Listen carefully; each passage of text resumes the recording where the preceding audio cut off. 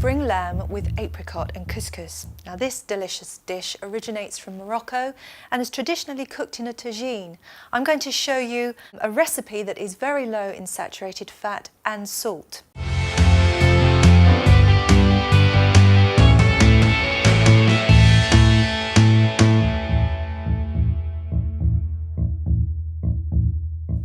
So we're going to begin with adding 2 teaspoons of sunflower oil. Now it's very important to measure your oil. It means that you have control over what you're putting in, and also you will see that a little does go a long way.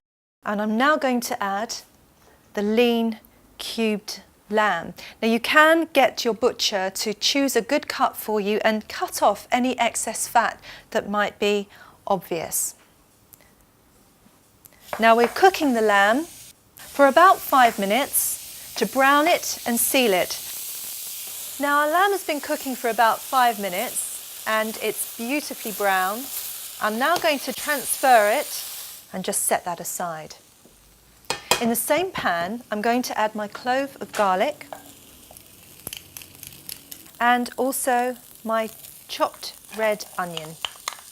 And I'm going to cook this for a further 5 minutes until the onion becomes slightly browned. Keep a check on your garlic, making sure it doesn't burn too much because that will give the dish a bitter taste.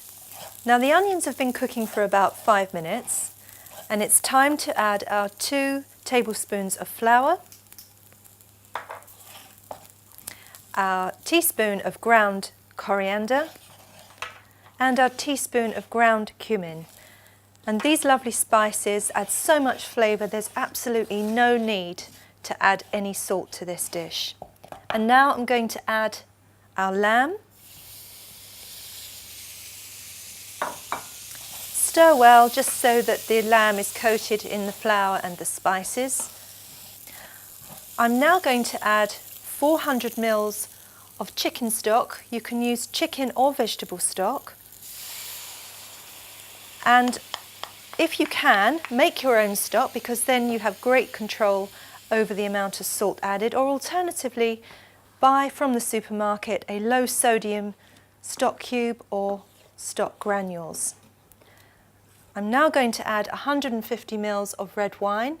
If you'd prefer not to have the alcohol, then you can use the equivalent measure of stock.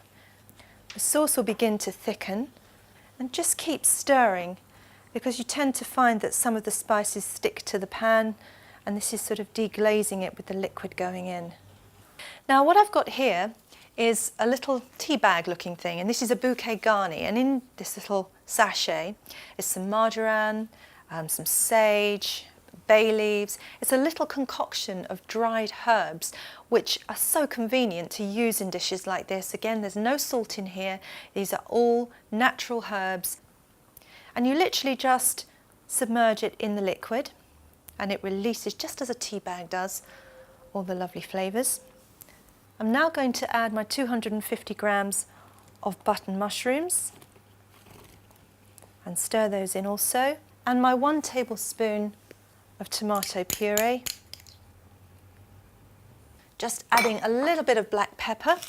Now at this stage, I'm going to transfer it to a casserole dish. Now this is an oven-proof dish with a lid, of course.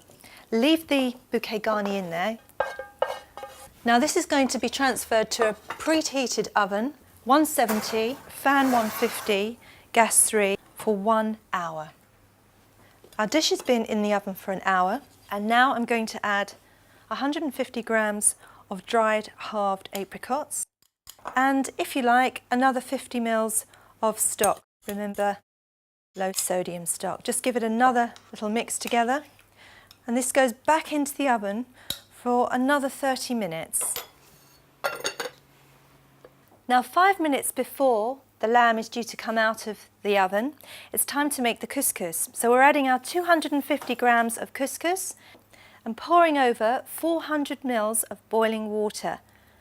And now we're going to just cover it with a plate and leave it for 5 minutes. Now our dish has been cooking for an hour and a half and it should be bubbling beautifully. I'm going to remove the bouquet garni I'm now spooning on our lovely lamb dish onto the couscous, which has had 1 teaspoon of sunflower oil and 2 tablespoons of fresh chopped coriander. And just garnish with a sprig of flat leaf parsley. And there we have our spring lamb and apricots with couscous.